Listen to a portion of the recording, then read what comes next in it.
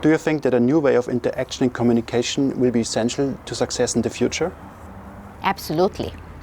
A lot of businesses made the mistake that they laid off people as the crisis started last year, and then once they had to go back to their full capacity, they could not get the same people on board. They could not hire new people, or they couldn't train the new people.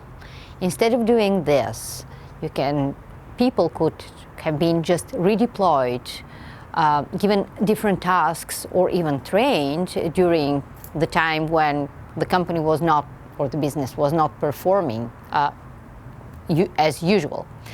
And then by doing this, it helps you utilize the workforce in the best way.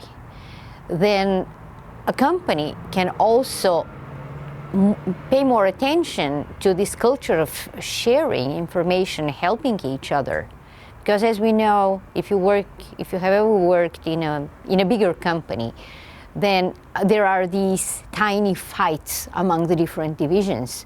But the culture of sharing and helping each other brings everyone faster forward, especially in difficult times. Then something else that the company can do to react to the crisis is just bringing this idea of brainstorming, doing it yourself, thinking that we are no longer living in a perfect world, and we no longer live and work under optimum conditions, which means that it is a lot better to ask everyone to bring their ideas, help with their thoughts and opinions to find a solution, and look into completing, making things happen, making perfect, let's say, bringing a perfect solution inside your facility. At times, and now even more than ever, we have to deal with raw materials that are scarce, or when you find something, it's not exactly what you need. But instead of rejecting it, instead of giving just the purchaser the power to say, this is not compliant with our specifications, we are not going to take it, what do you risk? You risk to stop the production. Instead of doing this, it's a lot easier to explain to the purchasing, or to encourage the purchaser to go back and talk to quality assurance, to the lab, have this not perfect, not perfectly suitable raw material, test it, then discussed the situation, have the situation discussed among everyone who may be involved in the production and testing process.